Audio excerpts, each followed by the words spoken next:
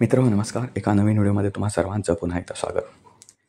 मित्रहो, प्रेम बिराडे नावाच्या एका दलित युवकाला व्हेरिफिकेशन नाकारल्याप्रकरणी मॉडर्न कॉलेजवर कारवाई करावी आणि मॉडर्न कॉलेजची विचारधारा ज्या RSSवर चालते त्या RSSवर बंदी घालावी या मागण्यांसाठी आंबेडकरी जनतेनं मोर्चा काढला. राज्याच्या अनेक भागात हा मोर्चा निघाला. त्यांनी त्यांचं काय म्हणतात ते शक्तीचं प्रदर्शन केलं आणि शक्तीचं प्रदर्शन करून एक मोठी मागणी केली की RSSवर बंदी घालावी अशी. मला या संपूर्ण प्रकरणात एक सांगायचं आहे आणि महत्त्वाचं म्हणजे या मॉडर्न कॉलेजच्या बाबतीमध्ये मी एक व्हिडिओ बनवला. जेव्हा हे प्रकरण घडलं होतं त्याला खूप लोकांनी प्रतिसाद दिला. चांगला वाईट बरा असेल, ज्याचं त्याचं मत असतं. तसं माझं मत आहे, तसं तुमचं मत असू शकतं. त्या मताचं मी स्वागत करतो. पण एका माझ्या ताईनं अशी एक कॉमेंट्स केली होती माझ्या व्हिडिओखाली की दादा तुम्ही ओपनमधले आहात वाटतं, त्यामुळे तुमची जास्त जळफळाट होतोय. तर मला असं ज्यांचं मत आहे त्यांना सांगणं आहे सुरुवातीला या व्हिडिओच्या की जसं तुमचं मत आहे तसं संविधानानं मलासुद्धा माझं मत मांडण्याचा अधिकार केला आहे, अधिकार दिलेला आहे. मी कुठलीही तुम्हाला शिवीगाळ केलेली नाही. मी माझं फक्त मत मांडतो आहे. मुद्द्यावर बोट ठेवून मत मांडतो आहे. माझं चुकीचं असेल की बरोबर असेल हा मुद्दा वेगळा. तुमच्यासारखी एखाद्याला शिवीगाळ करून अर्वाच्य बोलवून मी कधीसुद्धा मतप्रदर्शन केलेलं नाही. माझे कितीही व्हिडिओ बघा, ते मुद्देसुद्धा आहेत. जे माझं मत आहे ते कदाचित तुमच्या दृष्टीनं खोटं असेल, खरं असेल, हा मुद्दा वेगळा. असं जर असतं ना लोकशाहीमध्ये की खरं मतच मांडलं पाहिजे असं तुमच्या मते, तुमचं मत तर तुम्ही जरी खरे मत देता खऱ्या माणसाला तर लोकशाही खूप पुढे गेली असते हो. आणि डॉक्टर बाबासाहेब आंबेडकर ज्यांना तुम्ही युगपुरुष मानता, महापुरुष मानता, आम्हीसुद्धा मानतो. पण त्यांचा युगातला भारत केव्हाच पुढे गेला असता, केव्हाच भारत निर्माण झाला असता. पण तो झाला आहे का आजपर्यंत? तर नाही झाला. का नाही झाला? तुमचे मतं, तुमच्या रिपब्लिकन पक्षाला मतं किंवा तुमची आंबेडकरी जनतेची मतं ही सुद्धा कधी एकत्र आली का हो? इतक्या वर्षात नाही. तर आपण तो विषय पुढे हाताळूया. तर प्रेम बिराड, मला एक सांगणं आहे की ज्यांना असं वाटतं की बाबा असं काही कोणी केलं म्हणजे इतर समाजातल्या लोकांनी, विशेष करून हे बौद्ध असतील किंवा आणि कोणी असेल, दलित असतील, त्यांनी केलं. बाकीचे दलित कोणी फार करीत नाही. पण ह्यांनी केलं की ओपनवाल्यांचा जळफळाट होतो. ते सरसकट सगळ्यांना बोलतात. ओपनमध्ये जेवढे येतात तेवढ्यानं ते बोलतात. ते का ब्राह्मणांना बोलतात असं नाही. आणि ब्राह्मणच फक्त ओपनमध्ये येत नाहीत. खूपशा जाती आहेत की ज्या ओपनमध्ये येतात. त्यांना ते बोलतात तुम्ही ओपनवाले आहात वाटतं. मला त्यांना सगळ्यांना सांगणं आहे आणि संपूर्ण मी ब्राह्मणांच्या बाजूनच नव्हे तर जे कोणी ओपन कॅटेगरीमध्ये आहे त्या सर्वांच्या बाजूनं त्यांना असं सांगणं आहे की आम्ही ओपनमध्ये आहोत. आमची जात काही असेल, ब्राह्मण असेल, सोनार असेल आणि कुठली असेल, जी ओपनमध्ये कुठलीही कॅटेगरी माझी, कुठलीही जात माझी असेल तर त्या जातीचा मला कधी फायदा नाही झाला. शिक्षणामध्ये, नोकरीमध्ये त्याला आरक्षण नाही मिळालं. आम्ही काबड कष्ट करतो, आम्ही बुद्धी कमवतो. दुसरी गोष्ट आम्ही शिकतो, सवरतो आणि आमच्या टॅलेंटवर पुढे जातो. तुम्हाला फक्त आणि फक्त तुम्ही अमुक एका जातीमध्ये जन्माला आला यामुळे तुम्ही पुढे जाता. काय 2-4% का असेना. मी असं म्हणत नाही की तुम्ही खूपच लो कॅटेगरीत मार्क्स मिळवता आणि तुम्ही पुढे जाता. पण आमचा नंबर तर 0.1% पण हुकलेला आहे हो. तुमचं तसं तर नाही. तर तुम्ही त्याच्यावर पुढे जाता. ओपनवाले मागे राहतात. ज्या जातीच्या बळावर तुम्हाला खूप गोष्टी मिळतात, आरक्षण मिळतं, वेगवेगळ्या योजनांचा लाभ मिळतो, परदेशी जायला शिष्यवृत्ती मिळते, आणि तरीसुद्धा तुम्हाला एखाद्याने विचारले की तुमची जात काय, तर तुम्हाला तो अपमान वाटतो. तुम्ही त्याचा भांडवल करता की मला ह्याने जात विचारली. सांगा ना छातीतोपपणे, हो मी बौद्ध आहे, होय मी अमुक आहे, मी अमुक जातीचा आहे. ब्राह्मण तर सांगतो. बाकीचे जे ओपन ब्राह्मणच नाही, इतर जे ओपनवाले सांगतात ते मराठा असतील तर मराठा पण सांगतात हो माझी जात मराठा आहे, अभिमानानं सांगतात. तुम्ही सांगा ना. तुम्ही एवढे लोक येतात इतरांशी भांडायला, तुमचा जेव्हा अपमान होतो तेव्हा तुम्ही भांडायला उठता, मोर्चे काढता, तेव्हा सांगा हो मी बौद्ध आहे. का सांगायला लाज वाटते? तुम्हाला तुमच्या जातीची जर लाज वाटत असेल सांगायला तर बाकीच्यांना वाटेलच ना, तुम्हाला हिणवतीलच ना ते. तुम्ही मनात एक पक्क करा, हो मी उद्यापासून सरळ सरळ सांगेन की मी अमुक अमुक आहे. कशाला जात लपवायची? ज्या एका जातीमुळे तुम्हाला एवढ्या गोष्टी मिळाल्या, ती जात लपवण्याची वेळ तुमच्यावर काय यावी ते मला पहिलं सांगा. आता येऊया आपण गोष्टीकडे. त्यातली महत्त्वाची गोष्ट म्हणजे काल निघालेला मोर्चा. काल अनेक ठिकाणी RSS विरोधात मोर्चा काढण्यात आला. आता एक गंमत बघा बरं. मॉडर्न कॉलेजनं प्रेम बिराडे नावाच्या दलित युवकाला व्हेरिफिकेशन दिलं नाही, वेळेत व्हेरिफिकेशन दिलं नाही. त्यामुळे त्या प्रेम बिराडेच्या म्हणण्यानुसार त्याची UK नोकरी गेली. आता मित्रांनो, त्यातली फॅक्ट सांगतो तुम्हाला. मी त्याच्यावर व्हिडिओ बनवला होता, पण त्याच्यात मी एवढा डीपमध्ये तो बनवला नव्हता. पण त्याच्यात मी एक म्हटलं होतं एका कुठल्या तरी माझ्या प्रेक्षकाला उत्तर देताना, की पुढच्या काही दिवसात तुम्हाला कळेल की फॅक्ट काय आहे त्याच्यातली, हे काय. तर ह्या प्रेम बिराडे नावाच्या तरुणांना असं म्हटलं नव्हतं की ते व्हेरिफिकेशन वेळेत न दिल्यामुळे त्याची UK नोकरी गेली. आता त्याच्यात जे हे पुढे आलेलं आहे, सत्य पुढे आलेलं आहे आणि त्याचे पुरावे मॉडर्न कॉलेजनं पत्रकारांसमोर सादर केलेले आहेत. तर व्हेरिफिकेशन वेळेत दिलं नाही त्यापेक्षा उशीर झाला, हे मॉडर्न कॉलेजचे जे पदाधिकारी आहेत ते मान्य करत आहेत. त्यांचं म्हणणं आहे असं, आणि त्याचे त्यांनी पुरावेसुद्धा सादर केले आहेत, की त्यांना व्हेरिफिकेशनला वेळ का लागला. महत्त्वाचं म्हणजे प्रेम बिराडेला जी UKनं नोकरी ऑफर केली होती ती UKच्या संरक्षण खात्यामधली होती. आता भारतीय संरक्षण खात्यात कशी पण नोकरी मिळो, त्याला कदाचित सेन्सिटिव्हपणा नसेल, कारण आपल्या इंडियात तर तुम्हाला माहिती आहे काहीही चालतं. वशिला द्या आणि कुठलं सेन्सिटिव्ह खातं असो की कुठलं आणि महत्त्वाचं खातं असो की छोटं खातं असो, तिथे वशिल्यावर सगळं चालतं आपल्याकडे. तर तसं इतर परदेशामध्ये चालत नाही. तिथे तुम्हाला ही सेन्सिटिव्ह नोकरी देताना सगळं व्हेरिफिकेशन करतात तिथले लोक. तसं त्यांनी मॉडर्न कॉलेजला मेल पाठवला. त्या मेलमध्ये असं म्हटलं होतं की व्हेरिफिकेशन करताना मुलाची वर्तणूक, तिथलं त्याचं जे स्ट्रक्चर होतं ते, या सगळ्याची आम्हाला इत्थंभूत माहिती पाहिजे. आणि इत्थंभूत माहिती देताना जर काही गडबड झाली, त्याच्याबाबतली तुम्ही सत्य माहिती पुरवलं नाही तर तुमच्यावर कारवाई करण्यात येईल. त्यामुळे जी माहिती द्याल ती सत्य पाहिजे, असं त्याच्यामध्ये म्हटलेलं होतं. तर त्यामुळे आता जेव्हा असं तुम्हाला एक लक्षात घ्या, तुम्हाला एखादं माहिती विचारतो एखाद्या मुलाबद्दल, तेव्हा तुम्ही सांगून देता त्याचं नुकसान व्हायला नको म्हणून, की चांगलं आहे का बरं, असं आपण सांगून देतो. पण तुम्हाला अशी जेव्हा नोटीस येते की तुम्ही त्याच्याबद्दलची सगळी व्यवस्थित माहिती द्या, जर नाही दिला त्याच्यात तो व्यवस्थित तुम्ही चुकीची माहिती पुरवला तर तुमच्यावर कारवाई होईल, असं जेव्हा तुम्हाला लेटर येतं, त्यावेळी तुमच्यावर एक दडपण येतं की तुम्हाला ती माहिती व्यवस्थित बघूनच तपासूनच द्यायला लागते. त्यानुसार मॉडर्न कॉलेजनं थोडाफार वेळ लागला मॉडर्न कॉलेजला. आणि वेळ लागल्यानंतर जो प्रेम बिराडे नाटक करतो की नोकरी त्याची गेली, तर त्याची नोकरी गेलेली नाही. त्याचा दुसरा एक रिमाइंडर मेल आला होता.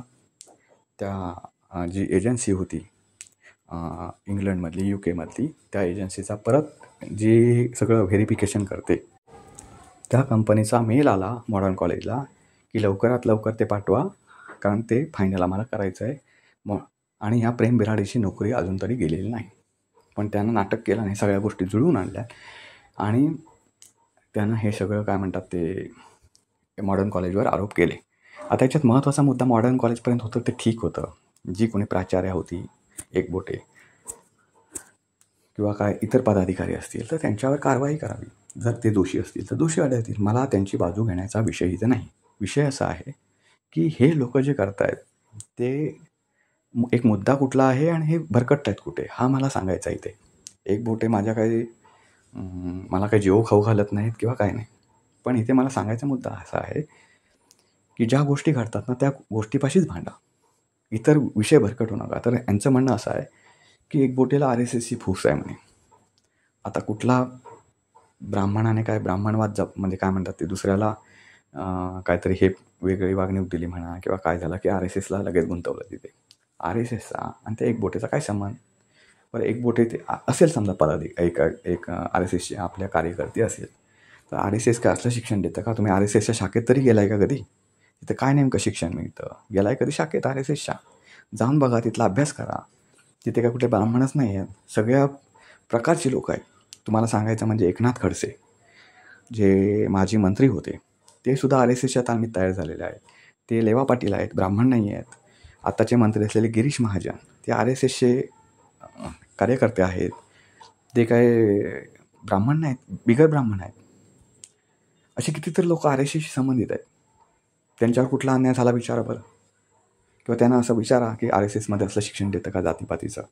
उलट हिंदू एकसंघ कसा राहील याच्यासाठी RSS प्रयत्न करतं. तुम्ही RSSच्या शाखेत गेलात ना तर हे अनुभव मिळतील. तुम्ही IQ माहितीवर कधीही बोलू नका. तुम्ही तिथे जा, माहिती घ्या, त्यांचं काय काय नेमकं असतं, उपक्रम असतात ते बघा, आणि ते तसेच उपक्रम असतात का व्हेरीफाय करा, आणि मग तुम्हाला कळेल. मित्रांनो, हा विषय झाला ह्याचा. आता ते एकबोटेंनी प्रेम बिराडेवर अन्याय केला म्हणून RSSवर बंदी घाला अशी आंबेडकर संघटनेची मागणी आहे. मला एक सांगणं आहे याच्यामध्ये की RSS संघटनेनं नुकतीच 100 पूर्ण केली संघटनेची. ओके. आणि डॉक्टर बाबासाहेब आंबेडकरांनी रिपब्लिकन पक्षाची स्थापना केल्यानंतर आजतागायत त्या रिपब्लिकन पक्षाचे किती तुकडे झाले तुम्हाला तरी मोजता येतील का? बघा. एक संघटना काढणं, ती चालवणं, ती एकसंघ ठेवणं हे आत्ताच्या काळात खूप कठीण आहे. ज्या काळात ते सोपं होतं त्या काळात तुमच्या आंबेडकर जनतेच्या संघटनांची शकल उडाली. म्हणजे तुमच्यातलीच लोक किती तुमच्या समाजाची कळवळ आहे ते त्यांना विचारा पहिले, मग इतरांना विचारा. इतर सवर्ण आहेत जे तुमच्यावर अन्याय करतात ना ते त्यांना नंतर विचारा. तुमचे समाजातलीच लोक एकत्र नाही हो. तर रामदास आठवले केंद्रीय मंत्रिमंडळात त्यांचा समावेश झालेला आहे. त्यांना सांगा की राजीनामा द्या तिथला म्हणा आणि या आमच्यासोबत, बघा देतील का राजीनामा. मग सवर्णांची भांडा तुम्ही, मग RSSवर बंदी घालायची मागणी करा. तुमच्यावर बंदी कोणी घालायची? एखाद्या महापुरुषाचा अवमान झाला, एखाद्या महापुरुषाला पुतळ्याची विटंबना झाली तर अख्ख्या महाराष्ट्राला जाळायला उठणारे तुम्ही, इतकं नुकसान करणारे तुम्ही, तुमच्यावर कोणी बंदी घालायची? तर त्याला म्हणायचं जमावाचा काय म्हणतात तो, जमावाचा तोल सुटला, जमावा संतप्त झाला वगैरे असे गुळगुळीत शब्द वापरायचे. का बरं? तुम्हाला महाराष्ट्राचा एवढं मोठं नुकसान करायचा काय अधिकार दिलाय का? या विरोधात कधी बोलणार आहे कोणी? पण कोणी बोलायचं नाही का? तर खवळून उठतात ना. म्हणजे जो कोणी ऐकून घेतो त्याच्यावर प्रचंड प्रहार करायचे, मेला तरी प्रहार करायचे.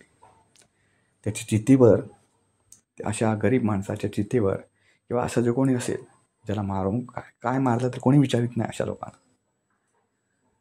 ते आज आपल्या महाराष्ट्रात चालू आहे आणि खूप दुःखदायी आहे, खूप दुःखदायी आहे.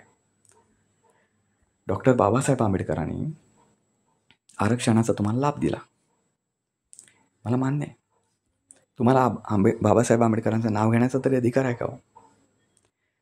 त्या महापुरुषानं एवढ्या सगळ्या गोष्टी, विद्वत्ता असेल किंवा काय असेल, त्या गोष्टी, त्या काळात परिस्थिती खूप डेंजर होती. म्हणजे त्या काळात असं दलित समाजातला एखादा मुलगा पुढे जाणं हे खूप कठीण होतं. त्या काळात त्यांनी विद्वत्ता मिळाली परदेशात जाऊन.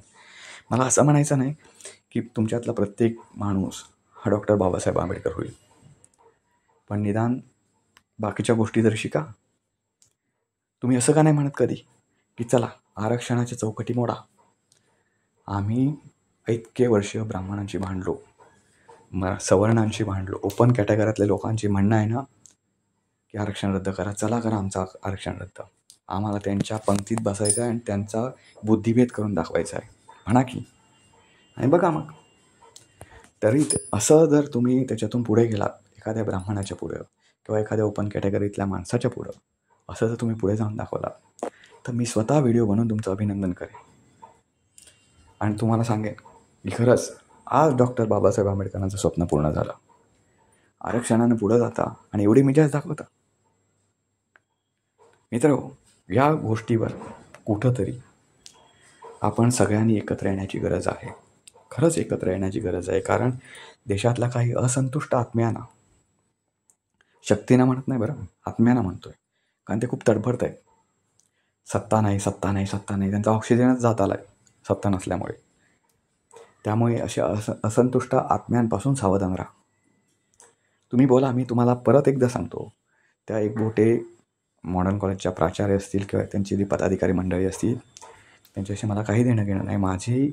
माझं नेहमी म्हणणं आहे की एक चुकला म्हणून त्याच्या जातीला दोष देऊ नका, 2 चुकले म्हणून त्याच्या धर्माला दोष देऊ नका, आणि 3 चुकले म्हणून त्याच्या देशाला दोष देऊ नका. कपड्याच्या आत सगळेच नंगे असतात. कोणी म्हणू नये की मी कपड्याच्या आत पण कपडे घातले, कपड्याच्या आत मी नंगा नाही असं म्हणू नका. त्यामुळे तो 2 चुका करीत असेल तर आपण एकतरी चूक केलेली असते. माझं म्हणणं एवढं आहे तुम्ही एकही चूक न करता जर तुमच्यावर कोणी अन्याय करीत असेल तर त्याच्या विरोधात सर्व समाजाने एकत्र आलं पाहिजे, असं माझं म्हणणं आहे. पण तुम्ही कसं म्हणता, दलितांवर अन्याय झाला ह्या ब्राह्मणांनी केला, तर ब्राह्मणांची तुम्हाला साथ कशाला मिळेल? घ्या ना, सगळ्यांनी एकत्र या आणि ह्या विरोधात लढा उभा. आता तुम्ही म्हणा ब्राह्मण येत नाही, तुम्ही त्यांना सहकार्याचा हात तरी कधी पुढे केला आहे का? ब्राह्मणच नाही, तुम्ही जे कोणी ओपन कॅटेगरीतले आहेत त्यांना तुम्ही असं कधी म्हटलं आहे की चला आपण महाराष्ट्राच्या हितासाठी सगळ्यांनी एकत्र आलं पाहिजे? जे कोणी येतील महाराष्ट्राच्या विरोधात, मग तो कोणी असो, कुठल्याही जातीचा असो, तुमच्या असो, आमच्या असो, ह्याच्या असो, त्याच्या असो, त्याला बाजूला सारायचं सगळं. महाराष्ट्रात त्याला निवडूनच येऊ द्यायचं नाही, पण कायदेशीर पद्धतीने बरं. असे दांडे सोटे, बंदुका, दगडफेक, अशा जाळपोळ करून अशाने नव्हे, कायदेशीर मार्गानं, कायद्याच्या चौकटीत राहून. कारण संविधान तर बाबासाहेब आंबेडकरांनी लिहिलं आहे, ते तुम्ही पाळला म्हणता. मग हे जाळपोळ वगैरे असं करायला सांगितलं का? काही लोकांना असं वाटतं की शिका, संघटित आणि संघर्ष करा म्हणजे असे जाळपोळच करा, असं डॉक्टर बाबासाहेब आंबेडकरांनी सांगितले. म्हणजे किती ट्रॅजेडी आहे बघा. त्यामुळेच ते करतायत ना. महाराष्ट्रात ते चालू काय? संविधान तुम्ही पहिले माना, ऐकलं का? डॉक्टर बाबासाहेब आंबेडकरांनी निर्माण केलेलं संविधान आहे ते तुम्ही माना. सगळ्यांनाच बंधनकारक आहे ते. तुम्ही कोणी स्पेशल नाही. जसं मला बंधनकारक आहे तसे तुम्हालाही बंधनकारक आहे. ते पाळायला शिका. कायद्याच्या चौकटीत राहून द्या की लढाई. कायद्याची लढाई का नाही लढाई? आणि असे कायद्याची लढाईने तुम्ही म्हणत असाल की बाबा RSS विचारसरणीचं वर सरकार बसलेलं आहे, मग आमचं काय चालणार? असं कधीही समजू नका. असं जर असतं तर मराठा समाजाला आरक्षण मिळालंच नसतं. जर त्यांच्या ब्राह्मणी विचारसरणीवर चालणारं जर सरकार असतं तर मराठ्यांना आरक्षण मिळालंच नसतं. तो देणारा पण ब्राह्मणच होता. मराठी एवढे मुख्यमंत्री झाले तरी मराठ्यांना आरक्षण नाही मिळालं, ब्राह्मणांना दिलं. का बरं? तुम्हाला भांडता येत नाही का बरं? पण तुम्हाला भांडता येत नाही. पण तुमचा सकाळी उठल्यापासून दिवस सुरू होतो तो पण जातीपासून, रात्री झोपेपर्यंत जात तुमची आठवते आणि ते तुम्ही करीत बसता. द्या स्वतः पुस्तकाला वेळ द्या. डॉक्टर बाबासाहेब आंबेडकरांनी बौद्ध धर्म स्वीकारला म्हणून त्याने अभ्यास सोडून त्या धर्माच्या मागे नाही लागले, त्यामुळे ते मोठे झाले. ते धम्म जर करीत बसले असते तर बौद्ध धम्म पण तिथेच राहिला असता आणि त्यांची पढाई लिखाई ती पण तिथेच राहिली असती. तुम्ही थोडंफार डॉक्टर बाबासाहेब आंबेडकरांचं चरित्र वाचा, त्यांच्या पुस्तकं आहेत छान छान, ती वाचा. आणि ती वाचून नुसतं तोंडपाठ करू नका, त्याच्यातून काय ते बोध घ्या. ते कसे केले, आपल्याला तसं काय करता येईल का, या गोष्टी करा. तुम्ही सुद्धा पुढे जा. आणि हे एक बोटे असो, 2 बोटे असो, 4 बोटे असो की 5 बोटे असो, आणि ते कुठल्याही जातीतले असो, त्यांना अडवण्याची हिंमत होणार नाही. मी तुम्हाला काय म्हटलं, ज्या काळात ब्राह्मण प्रबळ होते असं तुम्ही म्हणता, सवर्ण सगळेच प्रबळ होते, असं नाही की ब्राह्मण होते, प्रबळ होते, त्या काळात सुद्धा डॉक्टर बाबासाहेब आंबेडकर प्रज्ञासूर्य म्हणून चमकला. मग तुम्हाला चमकायला आता तर खूप गोष्टी शिकतील. आज ब्राह्मण शांत झालेला आहे, आज तुम्हाला म्हणावी तशी वागणूक नाही. त्या काळात तर दलितांना कशा प्रकारची वागणूक मिळत होती तुम्हाला माहिती आहे, तुम्हीच म्हणता. आता तर तुम्हाला तशी वागणूक मिळत नाही. तर आज तुम्ही किती चमकायला पाहिजे होते? तसं होतं आहे का? हो तर नाही. तसं तितकं होतं आहे का? ते नाही होत. कारण तुमच्यातली काय म्हणतात ते मेंदूच असा केलेला आहे निर्माण, जात हेच तुम्हाला ठसवण्यात गेलेलं आहे. या सगळ्या गोष्टींपासून अलिप्त राहा. मी तुम्हाला आता परत सांगतो, परत एकदा, कारण मी ते रिपीट करायला पाहिजे. म्हणजे कोणी अन्याय सहन करा असं माझं अजिबात म्हणणं नाही. अन्यायाला अन्यायानंच उत्तर द्या, पण त्याला कुठेतरी हे राहणार. तुम्ही प्रत्येक गोष्टीत कुसपट काढत बसला तर आयुष्य पुरायचं नाही हो झगडण्यात. मित्र, व्हिडिओ कसा वाटला नक्की कळवा. व्हिडिओ लाईक करा, शेअर करा, चॅनलला सबस्क्राईब करायला विसरू नका. पुन्हा भेटू पुन्हा एका नवीन व्हिडिओचा. तोपर्यंत नमस्कार.